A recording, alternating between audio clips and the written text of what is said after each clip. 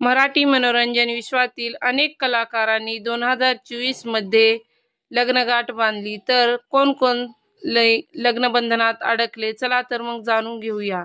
Number 1 आहे रेश्मा शिंदे। रेश्मा शिंदे यांनी नुकताच पवन यांच्याशी विवाह केला।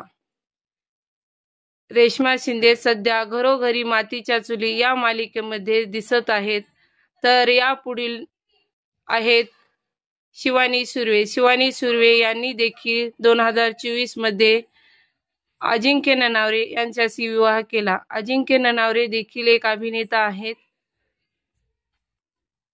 या दोघांची जोडी खूपच सुंदर आहे। तर तुम्हाला या दोघांची जोडी आवडली का? या पुढील नंबर आहे तितिक्षा तावडे। तितिक्षा तावडे यांनी देखील 2024 मध्ये विवाह केला। त्यांच्या पतीचे नाव आहे सिद्धार्थ बोडके। या दोघांची एकत्र मालिका होती तू अशीच जवळी राहा। या मालिकेतून हे दोघे लग्नबंधनात अडकले। तर या पुढील नंबर आहे प्रथमेश परब।